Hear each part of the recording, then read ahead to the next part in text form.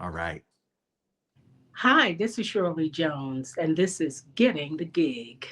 We got royalty in the building today. Shirley Jones, ladies and gentlemen, you should already know, but she is one of the Jones girls who were the daughters of Mary Fraser Jones. She's the first African American gospel singer to be signed to MCA, and that was a big deal. But what was really a big deal was when Mary Fraser Jones figured out she had three daughters, Shirley, Brenda, and Valerie, who could sing. And she began to groom them to be her backup singers. She didn't know, though, that they would end up being the backup singers for everybody. Uh, Now, the Jones girls were backup singers for production teams like Holland Dozier Holland, Campbell and Huff, Curtis Mayfield, the Motown Squad. That meant that they worked with such artists as Diana Ross, Frida Payne, Linda Clifford, Lou Rawls, Aretha Franklin, Teddy P, Stevie Wonder, you name it. And not only that, but in 1979, they had a Jones Girls album that had a single on it called You Gonna Make Me Love Somebody Else. 1979 was a big year. We are going to talk about all these things. But I want to rewind because this is Getting the Gig. So first of all, Shirley Jones, it's such an honor to be with you here and to have you on the show. Thank you so much. Thank you, John, for having me. And Getting the Gig is a brand new channel. So if you care about artists with legacies like Shirley's, please do like and subscribe. And if you care about Getting the Gig, like and subscribe. It's a brand new channel, offshoot of the Break It Down show. And we are highlighting artists who've had amazing legacies. Yours started off in Detroit, Michigan. That's right, the D. Yeah. In the Russell Street Baptist Church, if I'm correct about Yes, that. yes, we did. That we started in the church with my mom. Yeah. And your mom, when she first started to bring you on board, how was that? How was that working with your mom? Oh, it was wonderful. She was hard because she knew voices and she wanted to make sure, those rehearsals with her while she was training us, how to harmonize and how to pull back when necessary and come forward with our different vocals. She worked us, but ultimately it was always fun. Okay.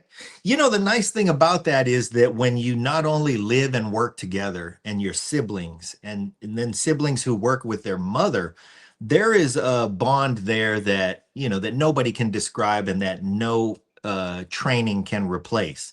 And then on top of that, your mom was a pro. So you got Yes, pro training in that exactly. environment as well. Yeah. Yes, we did. Talk Yes. about some of those early gigs that you had, when you were on the gospel circuit and some of the things that you did that were interesting. Well, because she was such a popular gospel singer in that region, the Midwest region, Ohio, Chicago, uh, Indiana. We traveled a lot, and we were on that same circuit with the Winans, the Clark Mhm. sisters. So we would all, be at these big churches, and we had our uniforms made, and we ran into a lot of different gospel groups while we were doing it because we traveled all around that entire region all the time. And it seems like once we became early teenagers, we really started performing in church Friday, Saturday, and Sunday. We always thought that was mom's way of just keeping us away from the parties and away from the boys. And it worked. It did work. Well, and most musicians and music lovers know that the church is a such a training ground because you are in, first of all, it's church. You're in a disciplined environment. You got to sit up straight. You got to act Yes, right. And then on top exactly. of that, you're singing praise. So you're learning about singing with sincerity. Exactly. Exactly. And Singing then to the on top of Lord, that, it's but competitive. yes, yes, it was. So I mean, we were excited though when we would see the Clark sisters and the mhm. Winans in the same program that we were on, and hey, if they went on before us, we're like, okay, we got to top this. So it was definitely a competition thing. Yeah. Not only that, but when those competitive environments are fruitful too, you're like I said, you're praising. So Exactly. it's heartfelt. You really mean it. You really are. You're paying. You're. It's just a different environment. It's not casual. It's not. Like you said, you had uniforms. You had to perform. Yes. Yes. Even though we were performing for the Lord, and my mom had this voice that just made people jump up and holler and cry, Yeah, and she really did. So, and we were just backing her up and enjoying it because it was all giving praise to who I praise absolutely every moment, every day of my life, and that's my heavenly Father. that's right. So then, as you made your way through the gospel circuit and you got better and better, you're improving, you're living up to your mom's professional standards. At some point, you made the move into secular music. How did that go? Well, we had to beg her and convince her and have our friends talk to her because at first she was not having that. She was like, "No, you guys need to continue praising God." And we like, "Oh ma, please, and it took McKinley Jackson. He saw us on a gospel station singing with her, and he talked to Holland Dozier Holland about us. I believe I was maybe 13 at the time. And he said, these girls, their harmonies are just incredible. So they invited us to sing background. I believe it was on one of Frida Payne's records. Uh, so Hmm. she finally broke down and let us do it. Her only stipulation was, up until I was 18 years old, that she had to be at every session. And she would sit in that chair with her Bible in her hand, looking at everybody, especially the guys in the room, letting them know they are here to sing and sing only. Yeah. Yeah. She went to every session. Every session up until I was Wow. 18 years old. Yeah. How did you feel about that? Did you feel like she was hovering over you, or did you feel We protected and did, warm? we did, but there was nothing we could do about it because if there That's was just how it nothing we could was. do about it because it was either she sits there or we don't do the session. Period. Okay. Wow. Well, thank you, Mom. Yeah. I mean, it's easy for us to say, well, you're young teenage girls. Of course, you want a little independence. You want to, be playful. You want all that stuff. You don't want your mom hovering over in the corner, cramping your style. But on the other hand, it's the music business, and It's the everybody music business. knows It's the music business. it's a And it tough hasn't business. changed. Yeah. Before we go further, I just want to grab a screenshot for the social medias because I'm here with Shirley Jones, doggone it. Okay, smile. Here we go. All right. Okay. So now you've convinced your mom she's got to be there. That's a condition. All right. We can live with Yeah. that. You start moving forward and doing these sessions. Free to Pain, that's a pretty good first one. I mean, doggone it, it's Free to Pain. And, on the other hand, it's a female artist. You're sort of, it's not like you jumped right into, oh, mom, we're going on the road with James Brown, Right.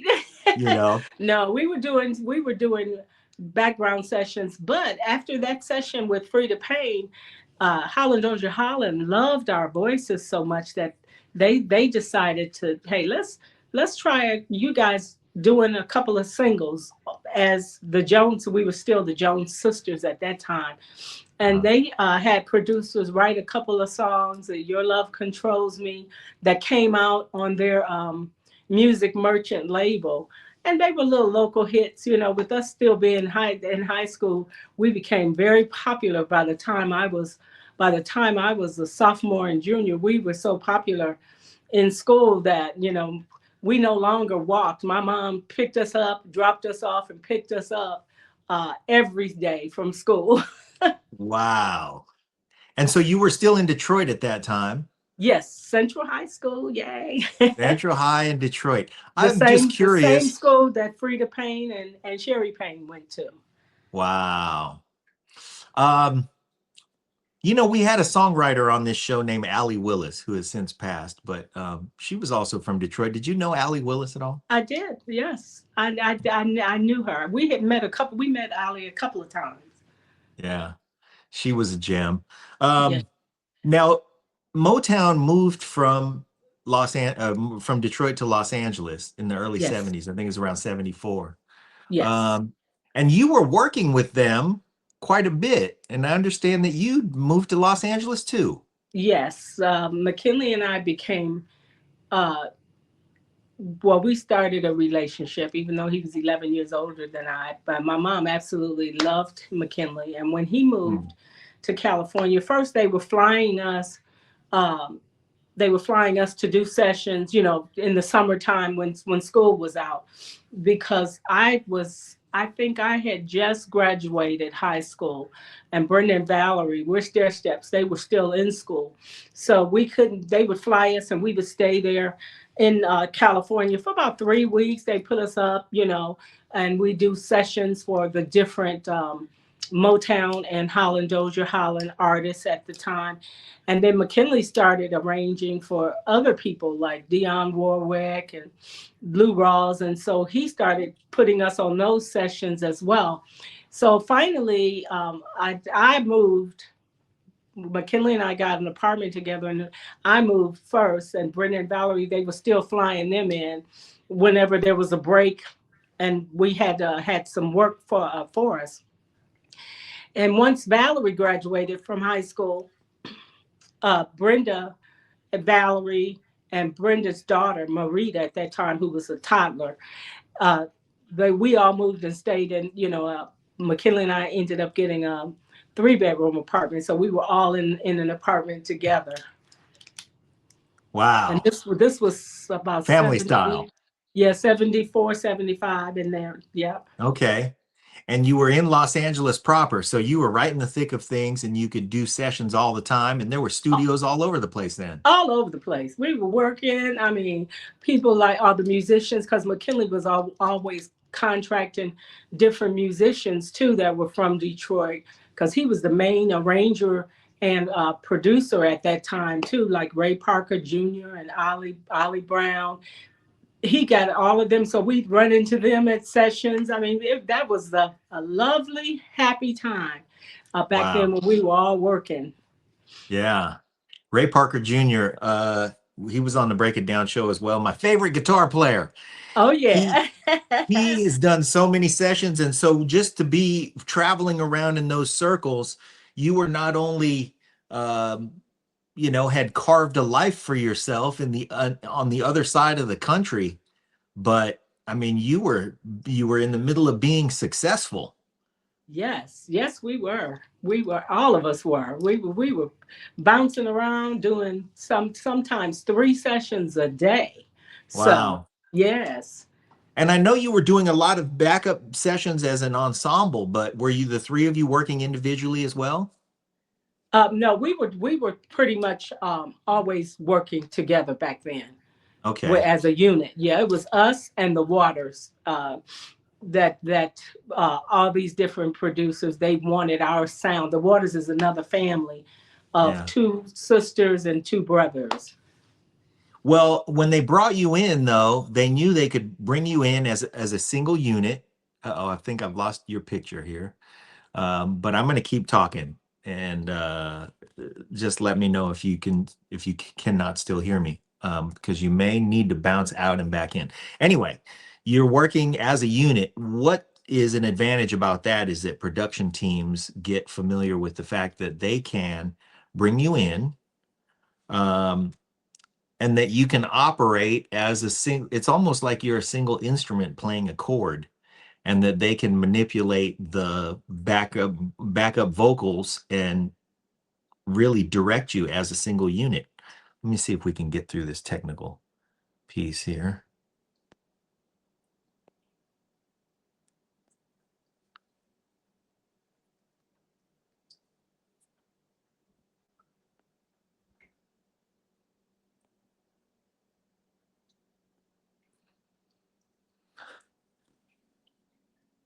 Shirley, I cannot see you, and it seems like I can't hear you either. So you may have just lost connection. So just bounce back in when you get a chance. But what I'm going to say is that as the 70s progressed, you not only were doing studio sessions, but you, here we go. Can you There can you you are. hear me? Yeah. I don't know what happened. I should have put my phone in on do not disturb. In fact, I need to do that. Okay. Hold on. Go ahead. Go ahead. Take a second and do that. Yes, because I thought I had done it, but this call came in. Focus. Yeah, I know how that is. I do the Okay. do not disturb thing. And then Yeah, sometimes if people we're call good like now. Yeah, I got twice it in a on there. row, okay. Yes, we're good now. So I'm sorry about that. quite okay. You know, when you're working as an ensemble and you get a vibe with a production team, they start to really use you as a unit like an instrument, Oh, yes, you they do. know? That's what they always said. Our instrument were our voices, our harmonies. Yeah. And the three of you together always know where the chord is. And Yes, we so do. it's like the hiring the three of you is like hiring one guitar player. Yes. So then the other thing though that keeps a unit like that together is because you had your upbringing, you knew how to behave, Oh, yes. Yes, we did. you And we were know? quick. They loved us because we were quick in the studio, because we had all studied piano and could read music. And we also started creating. Man, if I had realized back then that we could have gotten writer's credit for all of the backgrounds that we created, I'd be Uh-huh. a millionaire now. Wow. So you were Yeah. doing spot arrangements, Oh, yes. whatever And that's needed to that's what happen. they hired us for. Yes, and the fact that we were quick, Yeah.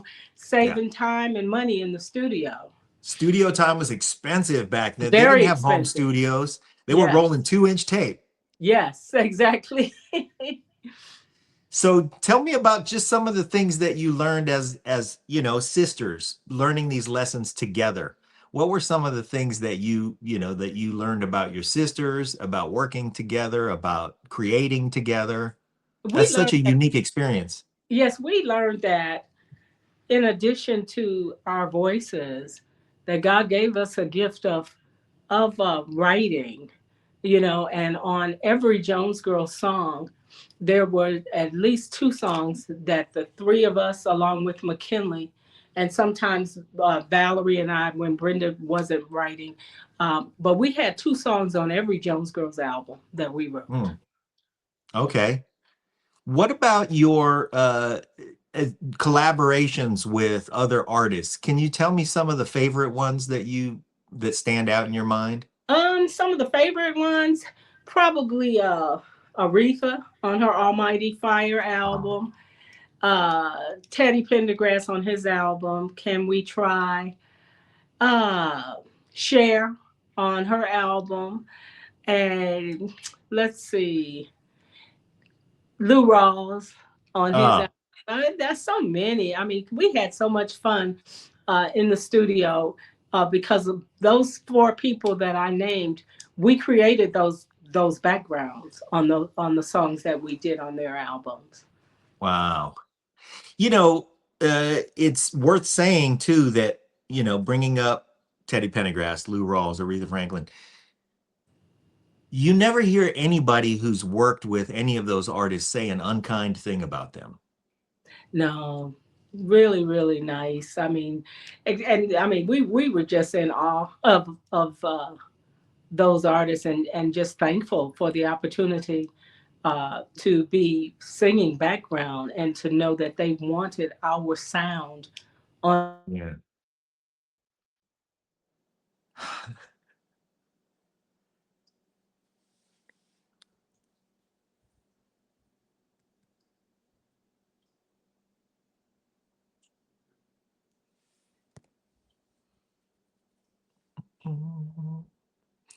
We've lost Shirley again. I'm going to remove her from the stage. We're going to do some editing and hopefully get this stuff just out of there. But just in case we don't, here we go. why that call. Okay, here we go again. I'm sorry. It's on do not disturb. How he got through, I don't know. Yeah, don't even worry about apologizing. I know these things happen. We're just going to cut these. I'm making notes of where the start and stop points are of these technical difficulties. We're just going to cut them out. Okay.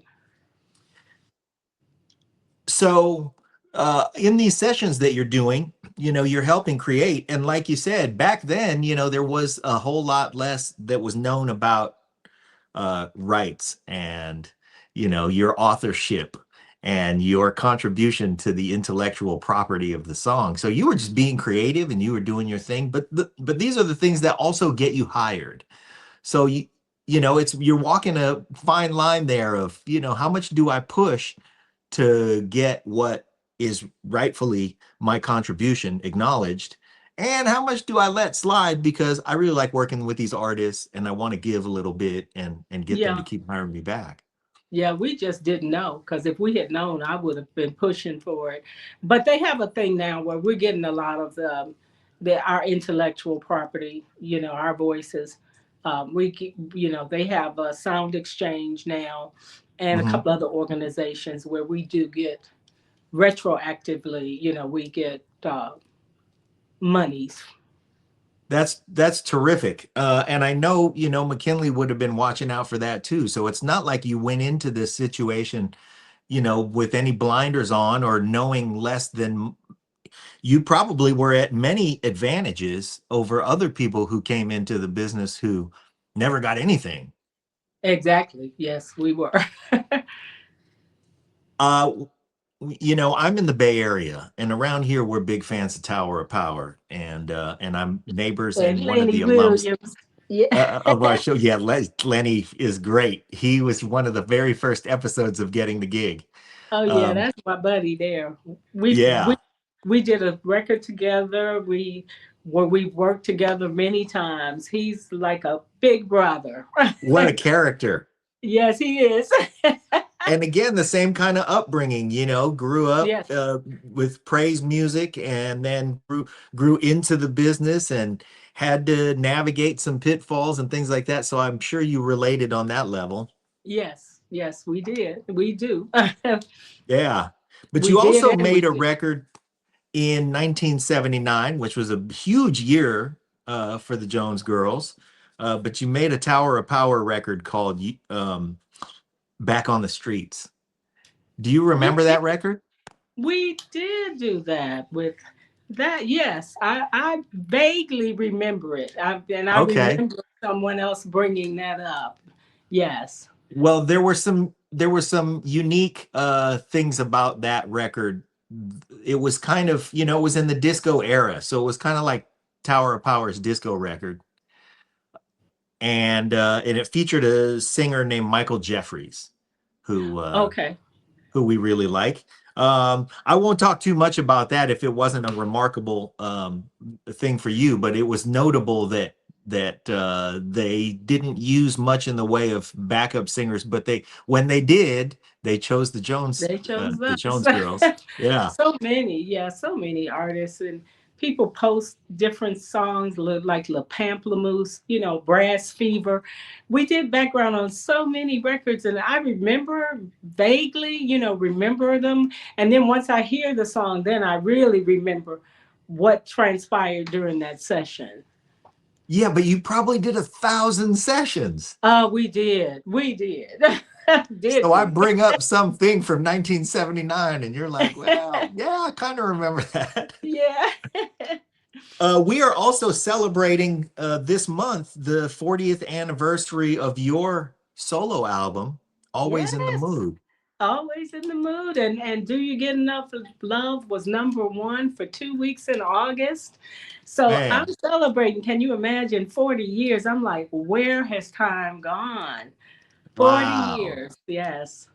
And so you mentioned at the beginning of the show, it might have been before we started recording, that you had a whirlwind weekend and you were doing some shows Yes. up in New I was Jersey.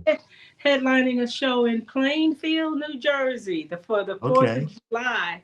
It was 101 out there. We got in that Saturday morning, July 4th. did the show. I mean, we got in it like, because our plane was delayed with all the weather things that were happening. We were supposed to have gotten in at midnight on the 3rd, but we ended up getting to the hotel at 3 in the morning with a Wow. 3 o'clock in the afternoon pickup for sound Mm. check. And then we just stayed there. They had us in a gorgeous RV. So we just ended up staying there, chilling before the show. Air And then we conditioned RV.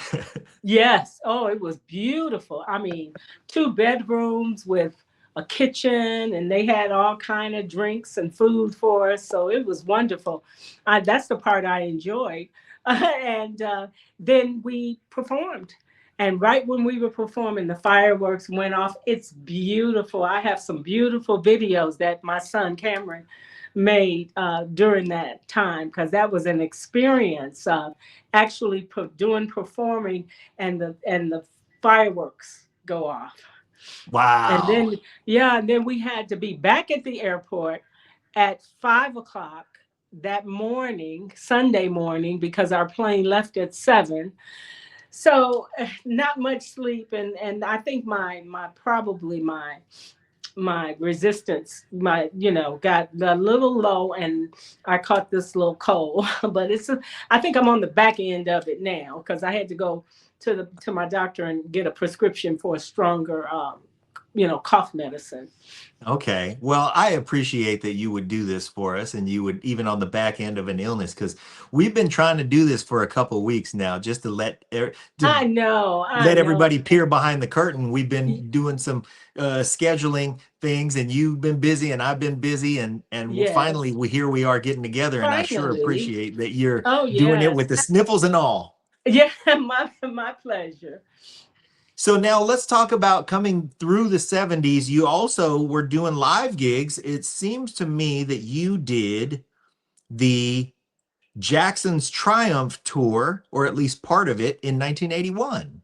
Yes, we did. But before that, we auditioned for and got the gig with Diana Ross. So we Oh, traveled, yes. we Let's please traveled, talk about that. yes, from 76. In fact, she's the reason we got with Gamble and Huff. We were her background singers. And McKinley, when he had told us we were doing a session somewhere, and he said, Diana Ross is looking for some singers for her European tour, and she's been turning everybody down. Would you guys like to, audition? We're like, would we like to? Hey, we're from Detroit. We knew that she was from Detroit. We're from Detroit. We figured we had a leg up, That's right? a And then homegirl. on top Yes, of you that, had musical roots together. and then on top of that, we idolized the Supremes. I mean, Of whenever course. they were on the Ed Sullivan show, my mom was a seamstress. We would be like, "Mom, please make us some outfits like the Supremes," and she made us our outfits, or would have them made. And so for us to audition, we're like, "Yeah, let's do it." So we went up there thinking we were auditioning for her music director at the time, Gil Askey, and her road manager, a guy named Don Peak. So we are up there. McKinley, you had us practice Ain't No Mountain High Enough. We're singing Ain't No Mountain High Enough. Reach out and touch somebody's hand. And who comes down the hallway? Uh-oh. They didn't want to tell us, I guess, because they knew we would just be Freak outdone. out. There, here she comes down the hallway. And she had been listening to us in this back room. And the words out of her mouth were, "You guys are terrific. Can you get passports? We're going to London." So Brenda ran out the room. She ran out to the bathroom. She said she had to throw up. She couldn't believe it. And Valerie and I just stood there, just staring at her, because we could not believe that actually that Diana Ross was actually saying this to us, because we Yeah. knew we would probably, get the gig, but we weren't expecting her to be the one to tell us, "Oh, not only do you have the gig, get your passports. We're We're going. going to London." Yeah. Wow. And not just that, but right in that moment, you're Yes. still in the audition. In the audition. That's what I'm saying. And that's something I will never, ever, ever forget. You And can't from that top that moment, ever. right? From that moment on, for the next 3 years, after we got back from the European tour, she was getting ready to do her residency at Caesar's Palace, which she did two or three times a year. Mhm. And she said, everybody's been talking about my Jones sisters. She said, so I changed clothes 6 7 times.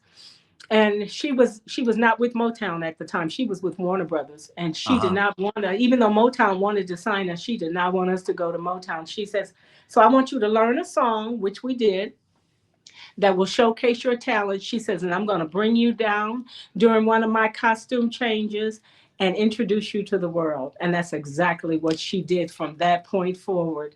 And we happened to be in Philadelphia at the Schubert Theater where Gamble and Huff Well, that night. guess She who said, else? Yeah. yeah, she said, tonight, girls, Gamble and Huff will be in the audience. They're with, and of course, we knew No Philly International pressure.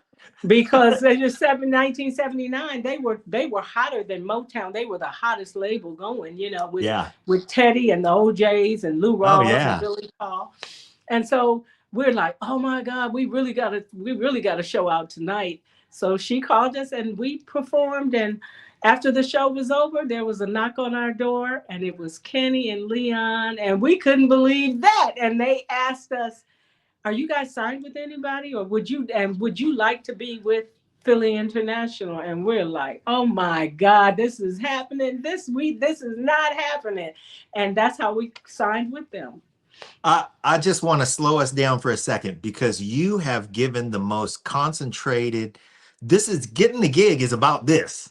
Yeah. And we're doing these highlights of, artists who have these amazing legacies, but you just packed into the last 2 minutes, like so Yeah. many amazing getting the gig moments. Yes. Yes. First of all, Diana Ross walks in on your audition and she says, Yes. essentially, I've heard enough. Get some passports, girls. It's time to Yes. go. And then, and then also, when you have three sisters who are amazing singers and form a unit to be backup singers for the likes of the best in the world, how could you do better than have your mom be a seamstress? You know, I guess have absolutely. your mom really care about your well-being and be at all the sessions. That's how you could Yeah, do better. that's how But second to exactly. that, she's also a seamstress. Yeah. Man, come Yeah. on. So this has been really, I of course went digging and I wanted to find out kind of a recap of all the blessings that you've enjoyed, but I didn't get the half of it. You had so much going on in your career, and then you're performing in Philadelphia, and just about the best thing that could happen if you're performing in Philadelphia is to have Kenny Gamble and Leon Huff show up. And then that they're going to be there. They show up, they knock on your door and say, hey, girls, come home with us. Yes. We'll Yes. create a home for you professionally right here. And you're right. This is the hottest operation at the time. They are. And to just meet them 3 months later, after negotiating the contract with our attorneys, 3 months later, they flew us in for 3 months from the start of the album to the pictures, the photos, shoot, everything. And to meet people like the OJs and Teddy and Billy Paul and Gene Carn and Phyllis Hyman and Patti LaBelle. My We goodness. were in seventh heaven. We just could not believe how God was just truly, truly blessing us, to use our talents and be on the label with such such stars, superstars, people that Superstars, we yeah. admired. Yes. And you were meeting them because you Yes. were on the team. Yes, yes, we were part of the Philly International family, and to this day, I'm still family with all of them. We Yeah. are still a family. Wow. So then, as you progress, and I brought up, I kind of jumped ahead to the Jackson's Triumph tour, but my goodness, I skipped a Yes, lot of really good stuff there. Oh yeah, Joe Jackson came to McKinley personally because he wanted us to do the West Coast with them. We did 4 West Coast dates with them. We Okay. did, yeah, we did. I think it was Seattle, Washington, Mhm. Oakland, Colorado, and I forgot one other place. But little did It's we know either at the it time that is either San Diego or Tempe, Arizona. I think it was Arizona. Okay. And we did those 4 dates with them, but little did we know, we didn't know that that was the last tour, that Michael was leaving, and Yeah. and branched out on his own after that. Yeah. Now, I think it was that Tempe show where he actually stepped to the mic and announced, this is Yes, it. This is our yes, farewell tour. yes, yep. And you were on that show. Because I had noticed the very first date that we did with them, he was sitting on this long table watching our performance, and we were Mhm. nervous because, I mean, it was what, about 15,000 people there, more people than we had ever sang before, in front of. And when Yeah. we finished, I remember he was separate from his brothers. He was by himself, and he just, Mm. in his very soft spoken voice, said to us, "Hey, you ladies were terrific. You really threw down. Your harmonies are impeccable." You And got to that's cut what it I in. remember. Yeah. That specifically is not the getting the gig moment, but that sure is a validation. It doesn't get any better than you've so far talked about not only getting signed by Gamble and Huff, but this affirmation from Diana Ross and now an affirmation from Michael Michael Jackson. Jackson. Absolutely. Absolutely. I seem to have heard somewhere along the line that you kind of you had a thing for Jackie as a younger lady. Oh yeah, how your senior pictures, you write up we where you write on the back. I wrote on the back of mine, "I'm going to marry Jackie Jackson one day." And when we did meet them, I told him that story, and we laughed about it. That's pretty good. Yeah. Wow. So now, following that tour, how much touring did you do? And how, well, let me ask in this context, because you've talked about all the studio sessions. Between the studio sessions and the touring, what do you like better? I like them both equally, but I think I prefer, if I have to pick one slightly over the other, it would be performing live. I Mm, love connecting with my audiences, and those smiles on the faces, and the joy that, and just the feeling that for whatever length of time I'm on stage or we're on stage, we're taking them away from their problems, and that they paid all this money to come for me to do that. And that is what brings me joy. So live performances, I absolutely, truly love. That's why I'm You still know, doing it to this day. I think that when you have a career as lengthy as yours, that really has to power you through because the tape doesn't smile back at you. Right. And Right. it is really something when you have the audience in front of you and you look out there and you have all these people and like you say, these are people who, somebody brought a date and Yes. and maybe it's a couple been together for a long time and they've had a year, but tonight they got a babysitter and they pay for Yes. parking and they're coming Yes. out to see you and they get to connect with you and you get to feel the joy right back and the energy. Yes. And that just keeps me going, I tell you. And then when they come up afterwards and say things to me like, "Oh, my mama used to play You Gonna Make Me Love Somebody Else every time she was mad at my dad. We knew she was mad at him about something," or "Dance Turn to Romance is my favorite song. That's what happened with me and my husband." When they tell me those stories, it just makes me feel so, so good. It lets you know that you really made a mark. Yes, it does. It absolutely does. Yeah. Now you are the lone surviving Yeah. Jones sister. We've lost Brenda and Valerie. God rest Yeah. their beautiful souls. Uh, Yes. what do you do nowadays? Do you travel with backup singers? I My do. backup singer right now is my cat. She's over there Really? meowing at us because she Yes, wants to I get on a. do. I have backup singers that travel with me. Yeah. And do you travel with a full band? I do. Okay. Well, I have two bands. You know, I have bands for when I work on the East Coast and singers, and then bands when I'm doing the Southern stuff. And even when I come to California, I have a band that, you know, a guy that will put the band, and then some singers that have worked with me when I come out there. I But see. right now I've been traveling with my three singers that have been with me for about 15 years. Oh, terrific. Yeah. Okay. Well, that's good. I mean, there's all of the training that you went through with your mother and, as a kid, now being a professional, when you bring singers on board, you can order Yes. them around. Oh, these girls, I mean, it's amazing. They sound so much like my sisters and I. Wow. And yes, they have worked with me and we have worked together, and I got them to they sound just like Brendan Valley, which gives me the opportunity to really do my leads and without having to worry about what's going on in the background. Yeah. And I mean, you were the consummate professionals. It only stands to reason that the standard immediately when somebody's answering that ad, oh, look, Shirley Jones is looking for backup singers. I better bring my A game. Oh yeah.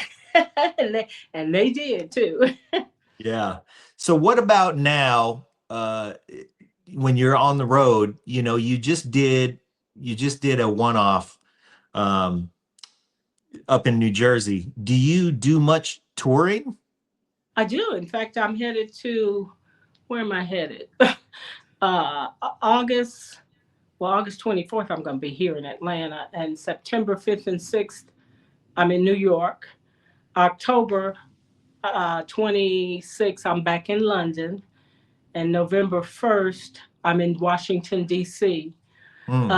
So, yes, I'm constantly working and touring, thank God. Yeah. Let's talk for a second about London. Why is it you think that those folks over in London love our soul singers even more than we do? Because they study. They know so much about us. You know, we recorded two albums over there that were only released over there.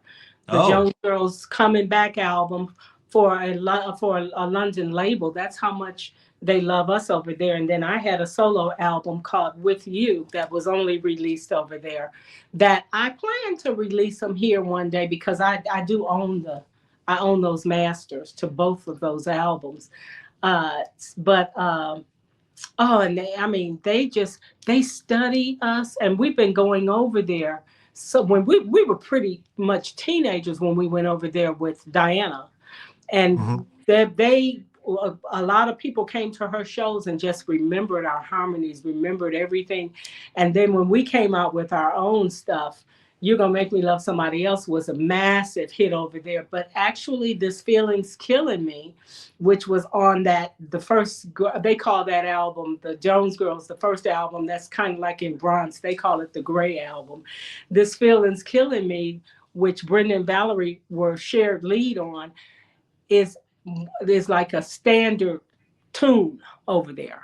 Yeah, so Wow. yeah, and they know so much. They study, they read, they appreciate soul music. They absolutely love soul music and live instruments too. That they Yes. love that over there. Amazing.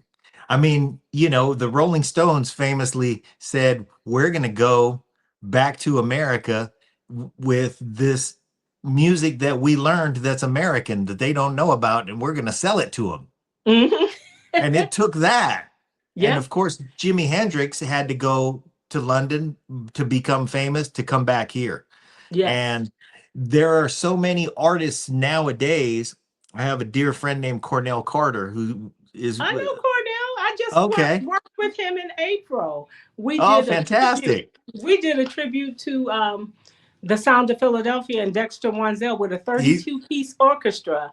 And Cornell, perfect. he was on that show. Myself, Cornell, Gene Carn, and it was another guy. I can't think of his name. And these wonderful backup singers that I use every time I go over there. But I've Wow. worked with Cornell several times, and not only in the UK, but in Portugal. And I believe in Germany, I've worked with him before. Yeah, we walk around here and everybody he go to the grocery store and everything, but he goes to London, boy. He's a big star. Oh, he's huge over there. Yes.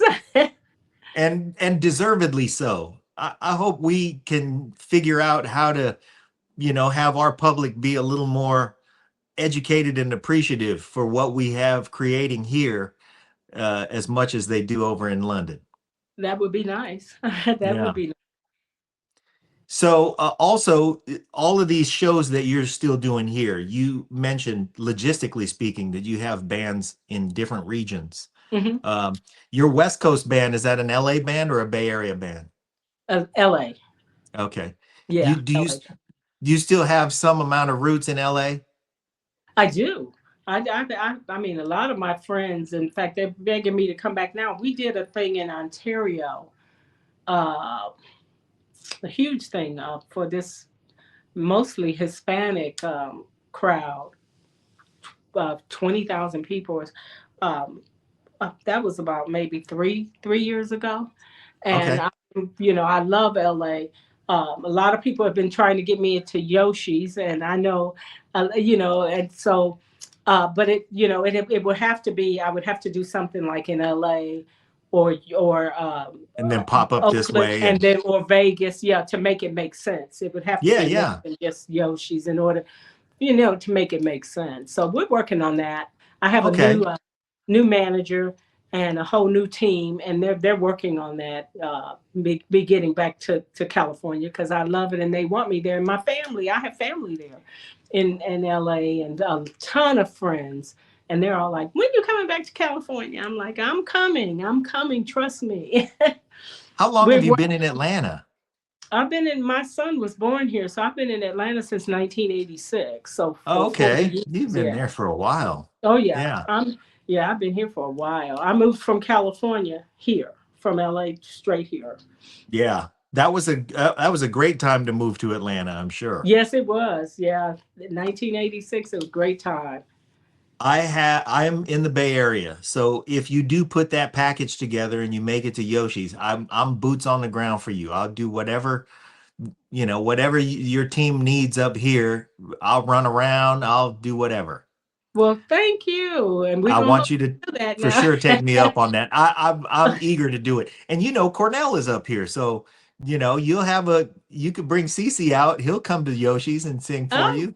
oh, Here I great! am I would volunteering love that. Cece. I would love that. Tell him hello too. I'm going to do that.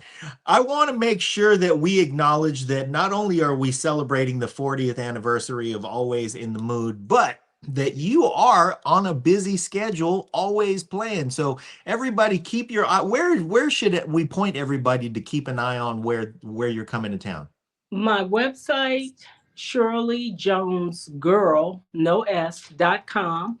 And then on all social media, Instagram, Facebook, Twitter, my flyers are always posted. My schedule is always posted on there. I'm Shirley Jones of the Jones Girls. So Shirley it's, Jones of the Jones Girls. You're not yes. that hard to find. There's the other Shirley Jones who is also pretty famous, and sometimes she gets in the way of my searching. I'm looking for Shirley Jones. You know what? Get on my way, Shirley Jones. Right. I refer to her as other Shirley Jones. Um, Right. no disrespect to other Shirley Jones, but she did get in the way of my search a little earlier. Yeah. But I also wanted to make sure that everybody knows that, you, like you said, have protected your intellectual property. You're getting some of the money back from some of the things that you've done previously, but sounds like you've done pretty well and you had good legal counsel and all of that. So you really will be supporting Shirley Jones when you buy her records, and please Yes. do that. And please go see her live because she is going to deliver. Uh, is there Exactly. anything is there anything else you want to cover before we bid the Well, crowd adieu? yes, I have a new single coming out, which is really a cover from one of the songs on my Always in the Mood album that I wrote with Okay. Kenny Gamble, called She Knew About Me. That's coming out the latter part of next month. And my book, I am finishing the editing portion of it, and it's called Being a Jones Girl. That is coming out, and they're coming out at the same time, the end of next month. And the book they're talking about turning into a biopic. So hey, listen out and look out. Wow. Yes. So she knew about me. How is it you wholesome Jones girls who grew up in the church and had your watchful eye of your mother at all of your sessions ended up writing all these songs about all this scandalous behavior? Well, that's a true story. She knew about me. My Aha. the guy I was with had another woman that I did not know, but everybody else knew about. So Ooh. that's how I wrote the story with Gamble, because when he offered me the opportunity, I'm like, write a song with you. I was one of the greatest songwriters, and I said, where should we start? And we had the track, and he said, always write about something that about you, and so happened to tell him, what I was going through, and that's how Yeah. he said, hey, well, what about she knew about me? And then from Perfect there we just songwriting start to, material. yes. And there we go. So no, it's an actual true story though. Wow. Yeah. I mean, it'd only be about maybe a quarter of the songs that exist now would still exist if we took out everything about heartbreak, Exactly. you know? So that's terrific. She knew about me re-release. Being a Jones girl, I'm excited about that. Are you going to make an Yes. audio book because your voice continues to be magnificent? Oh, I plan to. Yes, I will be doing that. And Okay. just look out for it because I'm so excited about it.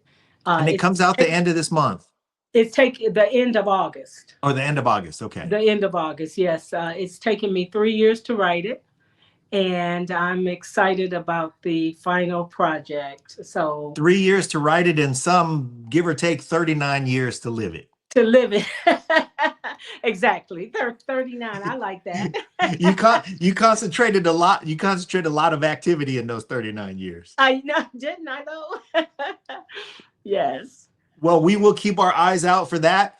And I also want to volunteer if you ever want to do any kind of promotional anything for any of the stuff that you continue to do. My door is always open. It's been such a pleasure to finally make your acquaintance. I'm so honored to have you on the show. Thank you so much. Thank you, John, and forgive my sniffing, but hey, we did it. We made it through, and I will be holding you to that. Okay, All please right, do. take care now. I'm all about it. Ladies and gentlemen, the beautiful, if sniffly, uh, trooper, the lovely Shirley Jones. Bye bye. Take care.